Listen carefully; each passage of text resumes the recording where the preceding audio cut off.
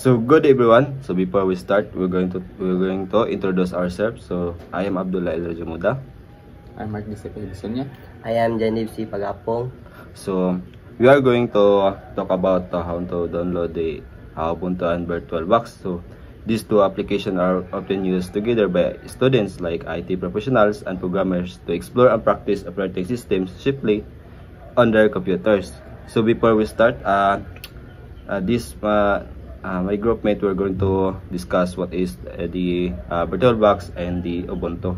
VirtualBox is a virtualization software that allows you to run multiple operating systems on one computer. For example, even if your main computer allows Windows, you can use VirtualBox to run another system like Ubuntu inside it, just like an app.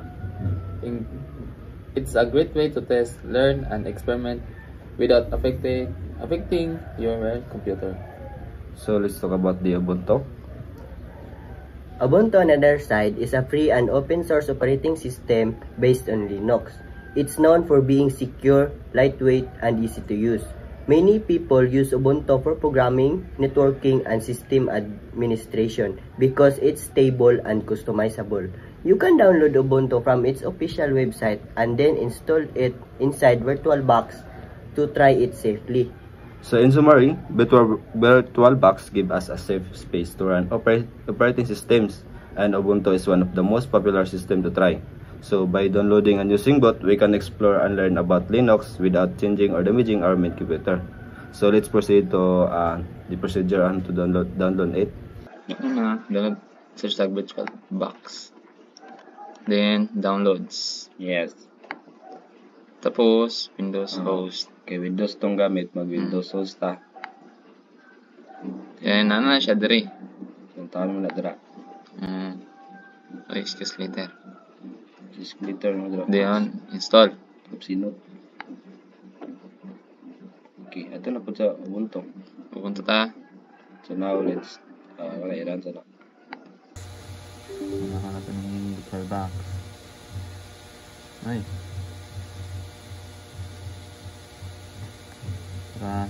Next. Next lang siya. Access. Accept na siya. I-click. Next. Yes. Basta yes to lang. Next. Install.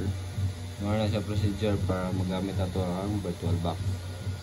So wait lang tag mga pila ka seconds or minutes. Dali na siya. O kusog yung wifi. Wi-Fi. So muna na siya. Click finish. Finish. Then to download the Ubuntu. Search na yung Ubuntu. So click and download Ubuntu desktop because since we're using desktop. So find the download.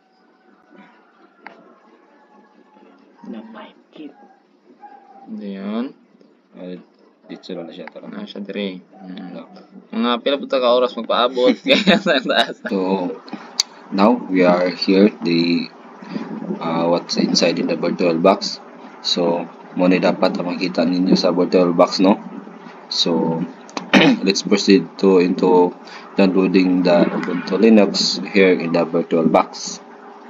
So let's click new. So pag man click mo ni ang magawas, no?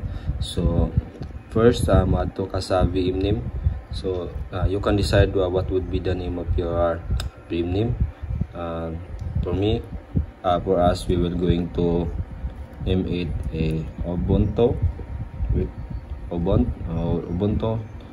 Since we na-try na mo ganyan nag-download, no? So gamong gingalan ng Ubuntu, so di na siya PDF na gamit na. So we are just going to use the Ubuntu.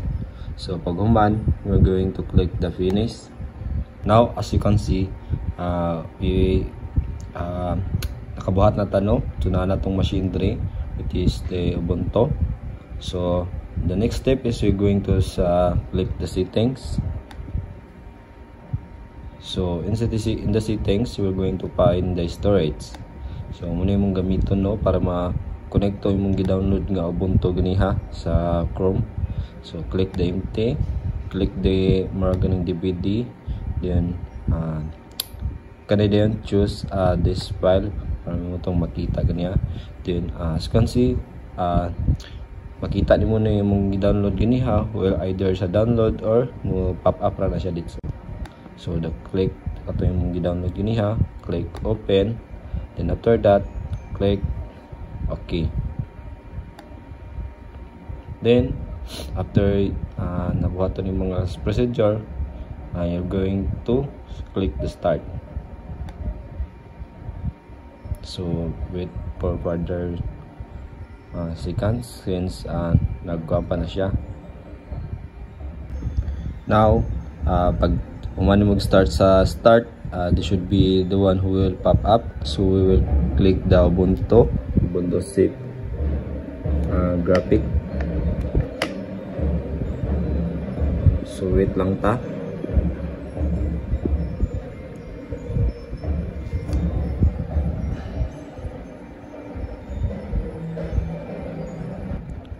So wait for pancake, kaludin pa na siya.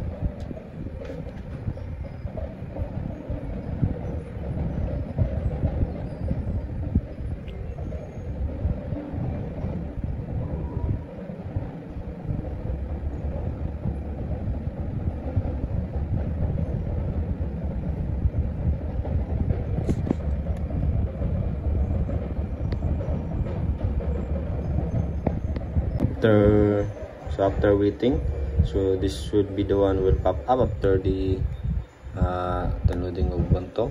So mag-wait lang ta.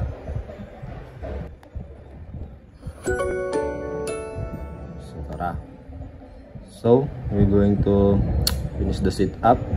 So since this is the majority, since English na itong masa paano sagraan masabtan is laro pambansang language.